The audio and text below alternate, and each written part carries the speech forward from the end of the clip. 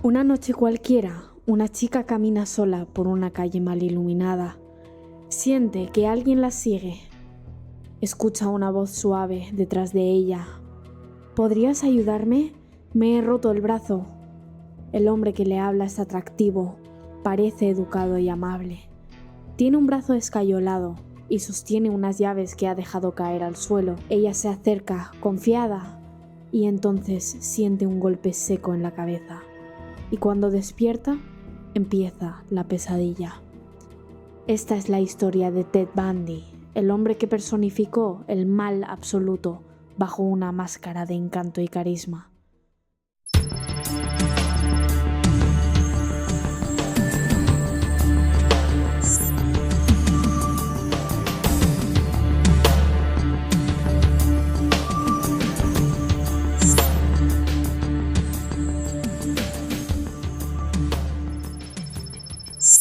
Madrugada del 15 de enero del 1978. Universidad Estatal de Florida. La fraternidad Chi Omega está en silencio. Dentro, 4 chicas duermen tranquilamente. Pero alguien ha entrado sin que nadie lo note. Lleva un tronco de madera en la mano. Camina con calma, como si la casa fuera suya. Primero, Margaret Bauman. La golpea en la cabeza mientras duerme. Ni siquiera se despierta. Pero él no se detiene ahí. La estrangula con una media y le destroza la cara. Luego va por Lisa Levy. La viola con una botella de laca, le arranca parte del pezón con los dientes e intenta arrancarle un ojo. Hirió a otras 2 chicas más antes de desaparecer como una sombra. En 15 minutos hizo todo un desastre y ni una sola prueba clara. Pero esta no fue su primera vez. No, esto fue solo el clímax de años de horror. Retrocedamos a 1974, Seattle, estado de Washington. Mujeres jóvenes, universitarias, de cabello largo y castaño, comienzan a desaparecer una tras otra. Una de las primeras fue Linda Ann Haley, estudiante. Trabajaba en la radio dando el parte del tiempo. Una noche no se presenta a trabajar. En su cuarto encuentran la cama hecha, pero la almohada empapada en sangre. Nadie entendía nada, pero Ted sí, porque él las estudiaba, las observaba, seguía sus rutinas, y cuando veía su oportunidad, fingía necesitar ayuda, un brazo en cabestrillo, unas muletas, unas llaves caídas junto a su coche. Ellas, amables, accedían, y ahí estaban sentenciadas a la muerte. Las llevaba a zonas boscosas, aisladas. Las golpeaba, las violaba y luego las mataba. Algunas con una palanca, otras estrangulándolas con sus propias medias. Pero eso no era todo. Volvía a los cadáveres, a veces días después. Las lavaba, las maquillaba y las vestía y las violaba otra vez. Necrófilo, controlador y frío. Pero, ¿cómo llega alguien a convertirse en esto? Todo empieza mucho antes. Empezamos en 1946, Vermont. Nace Theodore Robert Cowell. Su madre, Eleanor Louise Cowell, tenía solo 22 años cuando nació Ted, soltera, en una época donde eso era escandaloso. Para evitar la vergüenza, se mudó con sus padres a Filadelfia, y ahí criaron a Ted como si fuera su hijo, no su nieto. Durante años, él creyó que su madre era su hermana y su abuelo su padre. Ese abuelo, Samuel Cowell, era un hombre violento, racista, abusivo. Golpeaba a su esposa, lanzaba animales por las escaleras y tenía una profunda obsesión con la pornografía. En casa habían revistas sexuales por todas partes, pero no eran revistas normales. Ted y su abuelo veían juntas revistas de pornografía violenta, imágenes de mujeres atadas, golpeadas, degradadas. Ted tenía menos de 10 años cuando empezó a ver eso, y esas imágenes lo marcaron para siempre. Él mismo reconocería años después que no podía borrar esas imágenes de su cabeza, que se convirtieron en fantasías y luego en actos reales. Cuando por fin se enteró de la verdad sobre su origen, algo cambió. Muchos dicen que ese descubrimiento, esa mentira tan fundamental, fue la primera grieta en su mente. Años después, su madre se casó con un cocinero llamado Johnny Bundy, de quien Ted tomó el apellido, pero nunca lo quiso, nunca se sintió parte de esa familia. Desde niño ya era raro. A los 3 años colocó cuchillos alrededor de su tía mientras dormía. A los 12 espiaba a mujeres por las ventanas. Era introvertido, pero con una sonrisa que desarmaba a cualquiera. A simple vista, Ted Bundy era el chico perfecto. Guapo, educado, inteligente, amable. Tenía una forma de hablar pausada, tranquila, convincente. Todos confiaban en él. Profesores, jefes, mujeres, incluso policías. Esa capacidad para manipular no era casualidad. Ted era un estudiante brillante. Estudió psicología, donde aprendió cómo funcionaban las personas. Luego se metió a estudiar derecho, no por justicia, sino para conocer cómo burlar el sistema. Quería poder, no verdad, quería manipular, y lo hacía con una naturalidad escalofriante. Y entonces llegó ella, Stephanie Brooks, su primer gran amor. Una chica de familia rica, elegante, universitaria, todo lo que Ted aspiraba a ser. Ella era lo que él no era, sofisticada, segura, con conexiones y un futuro brillante. Stephanie finalmente lo dejó. Le dijo que era inmaduro, que no tenía dirección, que no era suficiente para ella. Y eso le destrozó. Ted quedó devastado, pero no lo olvidó, nunca lo olvidó. Juró vengarse, no con violencia, no aún. Su venganza sería más retorcida.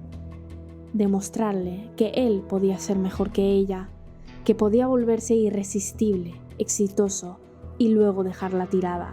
Años después, cuando ya era un tipo exitoso, guapo, carismático, la buscó de nuevo, la enamoró. Se comprometieron y cuando ella volvió a caer rendida a sus pies, desapareció. La dejó sin explicación, ni una llamada, ni una carta, nada. Era su venganza, un «yo también puedo jugar contigo». A partir de ahí, casi todas sus víctimas se parecían a Stephanie. Cabello largo, castaño, raya al medio. No era casualidad, era obsesión. Era como si estuviera matando a Stephanie una y otra vez. Entre 1974 y 1975, mujeres jóvenes empezaron a desaparecer en Washington y Utah. Siempre el mismo perfil. Estudiantes, cabello castaño, largo y raya al medio. Testigos hablaban de un hombre atractivo, con el brazo en cabestrillo o muletas, pidiendo ayuda para cargar libros o subir cosas a su coche. El truco era simple, fingía vulnerabilidad. Y cuando las víctimas se acercaban, ya era demasiado tarde. El 8 de noviembre de 1974, Carol DeRonge, 18 años, es abordada en un centro comercial por un supuesto policía. Oficial Roseland le informó que su coche había sido manipulado y que debía acompañarlo a comisaría. Subió al Volkswagen Escarabajo, pero pronto notó que algo no iba bien. Se desvió del camino, intentó esposarla. Solo logró colocarle una esposa mal puesta. Ella luchó, se defendió, pateó la puerta y saltó en movimiento. Corrió hasta que un coche la ayudó. Fue a la comisaría y dio una descripción precisa del coche, del rostro. Había sobrevivido y acababa de señalar, sin saberlo, al monstruo. La primera detención de Ted Bundy ocurrió el 16 de agosto de 1975 y fue completamente accidental. La policía no sabía que tenían al asesino que estaba aterrorizando a Estados Unidos.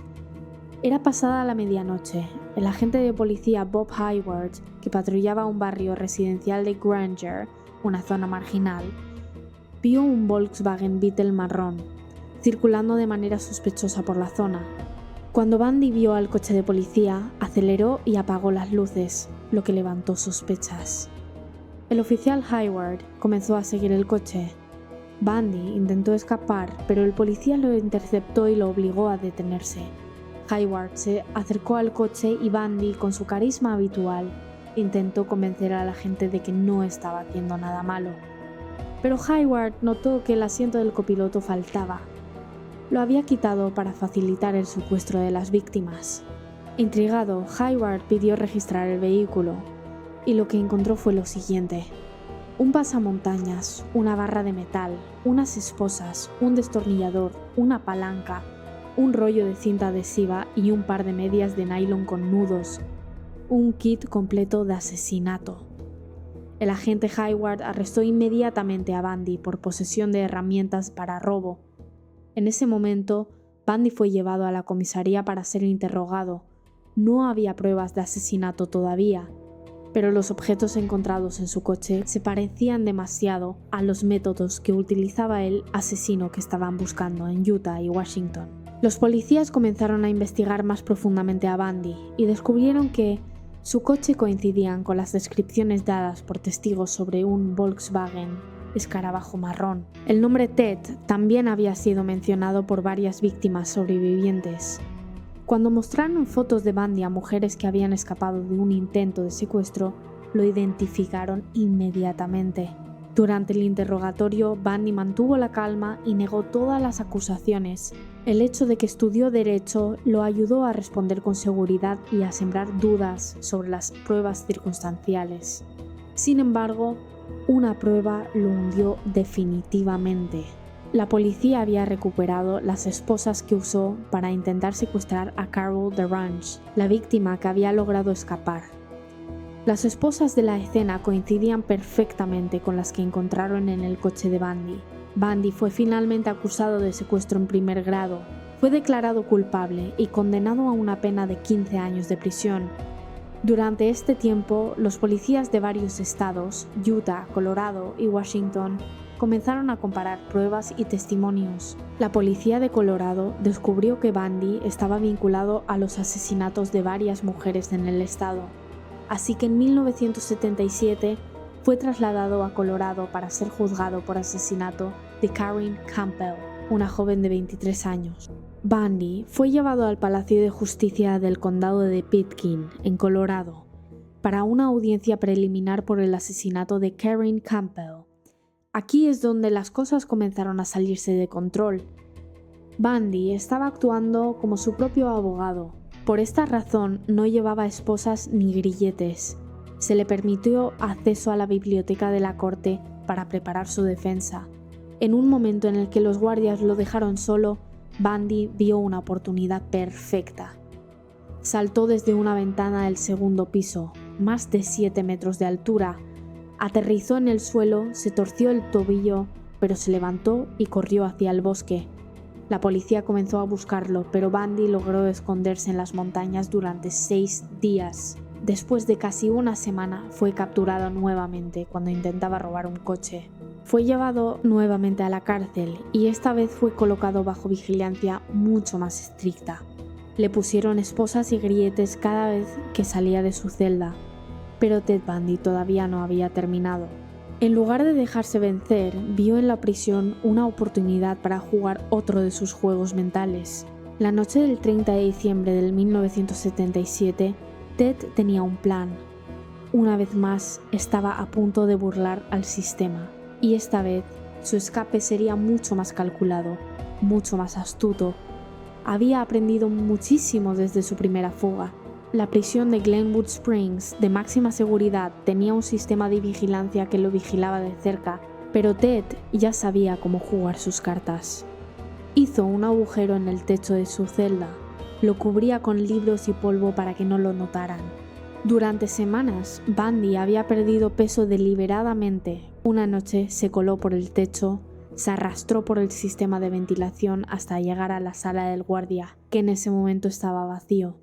Cogió la ropa que había de alguno de los guardias y salió por la puerta principal. La policía no descubrió que había escapado hasta 17 horas después. Bundy ya estaba muy lejos y listo para matar de nuevo. Se fue a Florida, cambió de nombre, vivía como un vagabundo y entonces atacó de nuevo. Primero la masacre en la fraternidad Chi Omega y luego el asesinato de Kimberly Leach, una niña de tan solo 12 años. La raptó de la escuela, la violó y la mató. La dejó tirada en una granja. Ese fue el crimen que finalmente le costó la pena de la muerte. En el juicio actuaba como una estrella, se representó a sí mismo, hacía chistes, sonreía a las cámaras, se burlaba del dolor de las familias. Incluso le pidió matrimonio a una testigo en directo. Era como si todo fuera un juego para él. Pero el jurado no se dejó engañar. Fue condenado a muerte. Bundy pasó 10 años en el corredor de la muerte, en la prisión estatal de Florida. Finalmente, el 24 de enero de 1989, fue ejecutado en la silla eléctrica. Afuera, la gente celebraban su muerte. Gritaban, bebían y llevaban camisetas que decían "Burn, Bundy, burn". Quémate, Bundy, quémate. Justo antes de morir, confesó haber matado a más de 30 mujeres, aunque se sospecha que la cifra real podría estar entre los 50 y 100 víctimas. Hasta el día de hoy, algunas de sus víctimas siguen desaparecidas, y hay cuerpos que nunca fueron encontrados. El mal a veces viene bien vestido y con una sonrisa en la cara. Gracias por ver este vídeo. Si te ha gustado, no olvides dejar tu like y suscribirte al canal para más historias de crímenes reales. Nos vemos en el próximo caso.